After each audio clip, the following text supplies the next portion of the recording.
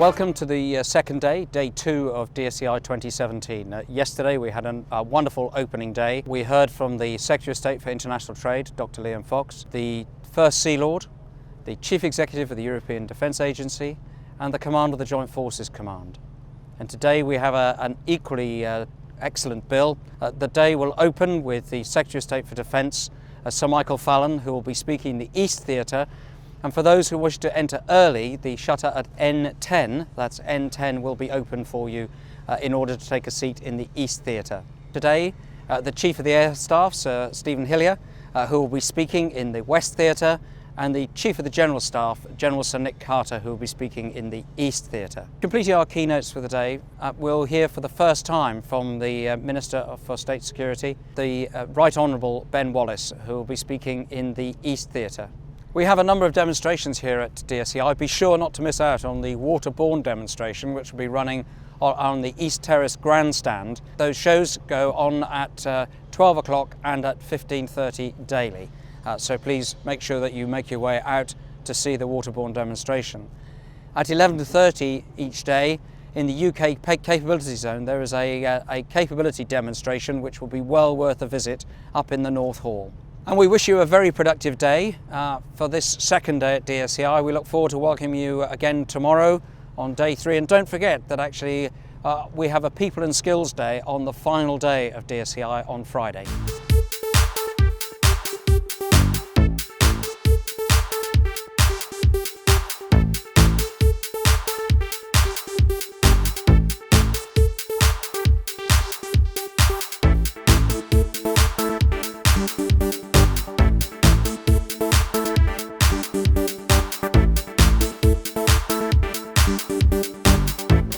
Well, we've just caught the first unveiling, we think, here at DSEI 2017.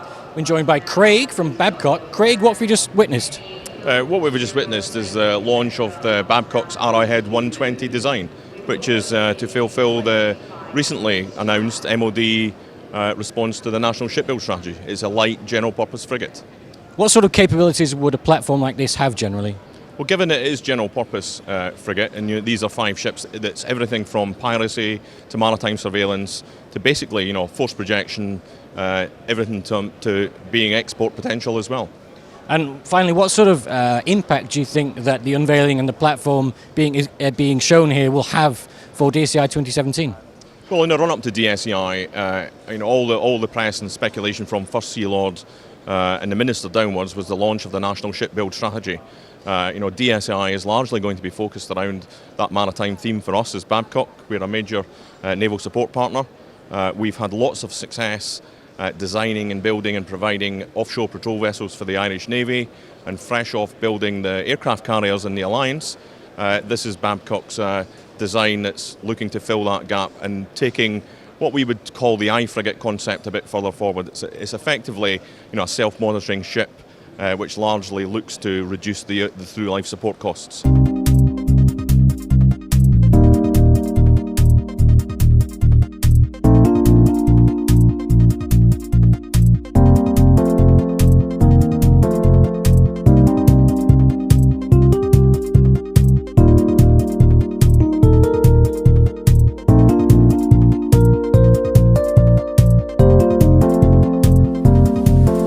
Well, DSEI TV is over on the Esterline stand, where they're showcasing a range of systems, products and all their hardware for the visitors who will be flooding in very, very soon. We've got Rob here who will explain to us, I think, the Magma headset. Yes, good morning. This is our new RA4000 Magna headset. It's a high noise hearing defender for very robust environments. So that goes into a multitude of different applications for aviation, ground crew and military generally, where it's high noise environments. So it's basically going to give you hearing protection against very loud noises, yet you'll still be able to hear what's going on around you. One of the main discriminators for it is the robustness, including that the device is completely waterproof, so you're going to use it outdoors and it's going to survive in a very rough environment with great performance. So. What's the benefit, I guess, of showcasing it at DSEI? Are you looking for sales or attention? What do you think? It is. It's also exposure for this into multitude of markets. We've come from a defence background. This is going more into some of the commercial and other applications that we haven't been necessarily in a big way. So it's a growth area for us to give it more exposure to the different extent of the industries.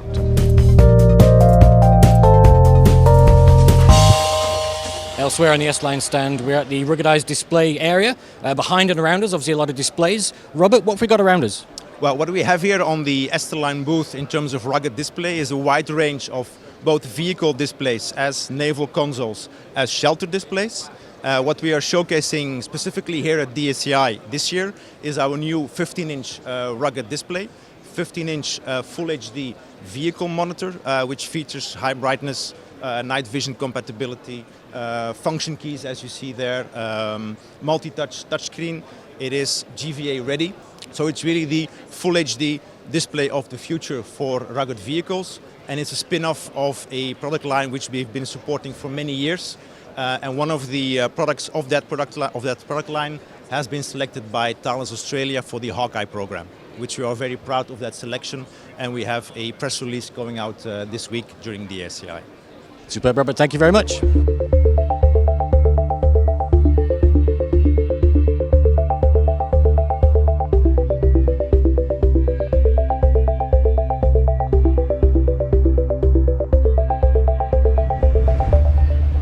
Well, in the north side of this massive exhibition, we've got the DSO stand. A range of capabilities, platforms and systems are on display. Fortunate enough to be joined by Warrant Officer Aldridge, who can explain a little bit about the platform and also the various products and systems that are here. Yeah, so we've got the UK Capability Showcase. It's essentially broken into 4 zones. There's an expeditionary zone, there's an artillery strike zone, there's a UK-based security zone, and some of the latest communications kit are set up in a very austere environment, essentially emulating a deployable operations room. And that is the stand in a nutshell. 4 zones, key bits of kit on each zone. On the expeditionary side, we've got the latest strike vehicle from BOLA called the RIV, Rapid Intervention Vehicle. Brand new chassis platform called the CSP, a very interesting vehicle. Lightweight strike platform capable of 130 mile an hour across the roughest terrain on Earth, essentially. On the artillery zone, directly behind us, we've got the 118 light gun from BAE Systems. It's a 1974 platform, but still the best light gun in the world today, in my opinion, and a great little piece, and due to be updated in a number of countries. So again, good capability.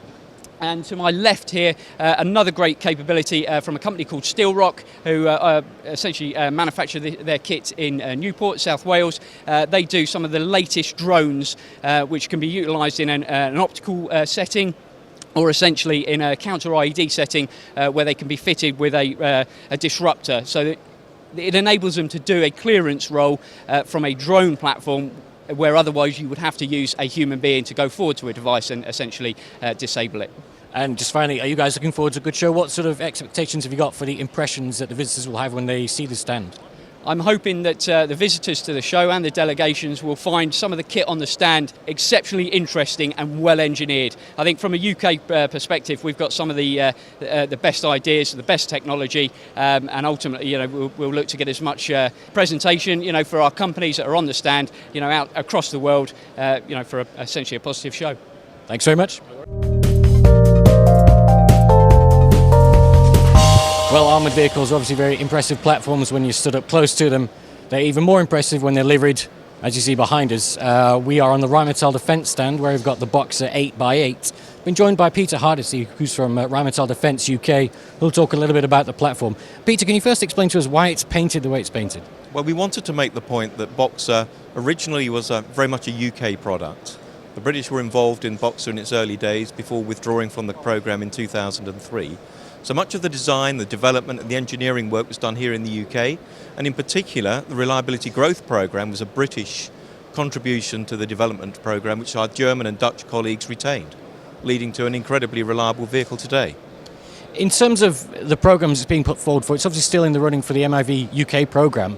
Could you explain a little bit about the latest updates or the status of that, and also about the main capabilities of the platform itself? Yeah, absolutely. We want to compete in the MIV project.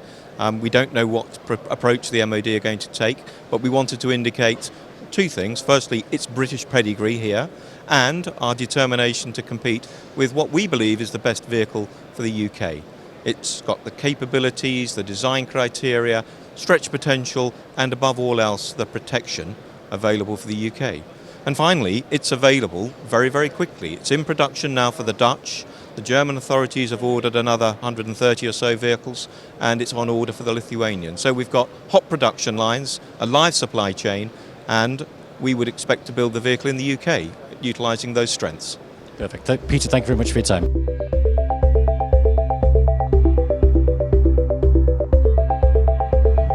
In the defence and security industry, as important as it is to equip the personnel and servicemen and women to go out to complete their missions, it's just as important to take care of them when they come back. We're here on the Philips stand, being joined by Alwena Hall from Philips to explain some of the capabilities, technologies to help people and the medical care.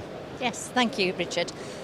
Yes, we're here to demonstrate some of our solutions across the care continuum, which enable us to help military providers deliver care and treatment wherever and whenever it's needed, and as far forward as we possibly can, because we know the further forward we can help diagnose and treat, the better the outcomes are for people as a result. Some of the systems you explained to me before, you're really trying to highlight. Which are they? Yeah, so we're really trying to highlight our new ultramobile ultrasound system. So we have a handheld device, we also have a field hospital device, we also have a brand new patient monitor, which is a very rugged patient monitor, and we have a whole set of deployable facilities as well, so that we can actually deliver fully equipped field hospitals designed to suit your needs as well. And what's the purpose finally of showcasing them here at DSEI for the visitors? So to raise awareness of the systems and particularly the new systems that we've got, but also to actually start having some conversations about how we can help deliver better care to those who serve and protect us. Alwena, thank you very much for your time. Thank you.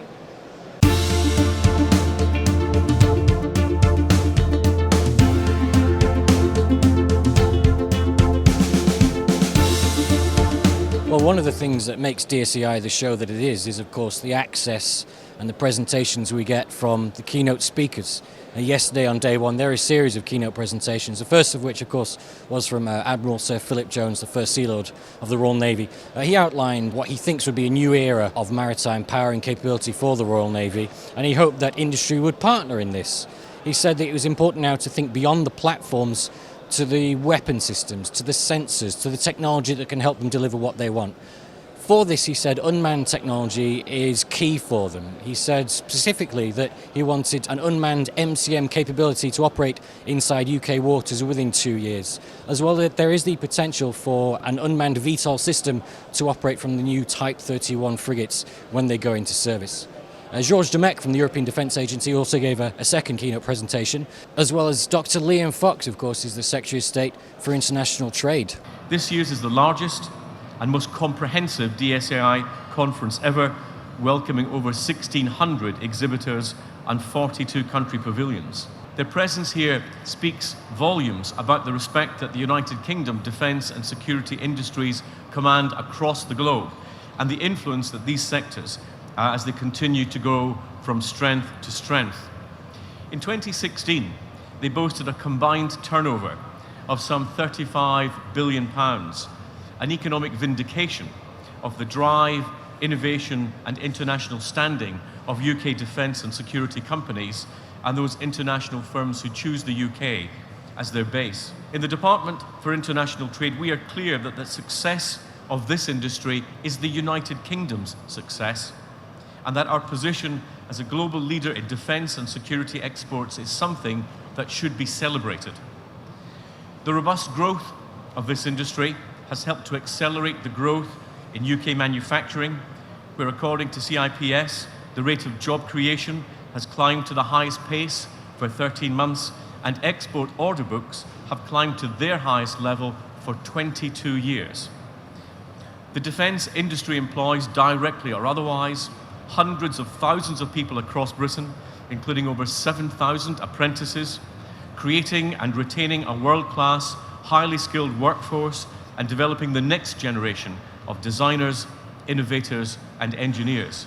Concluding the keynote speeches on day one was General Sir Chris Deverill, who's the commander of Joint Forces Command, who spoke during the keynote about Miltech. We actually caught up with him prior to the show.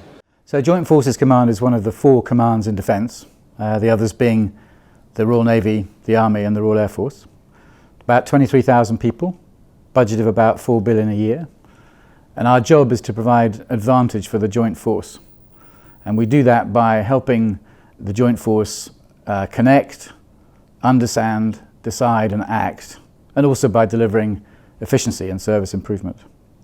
DSEI is always important for the M&D as a whole because it provides us a great opportunity to understand the marketplace, what is industry able to provide, and a chance also for us to describe to industry what our requirements are and to have a conversation.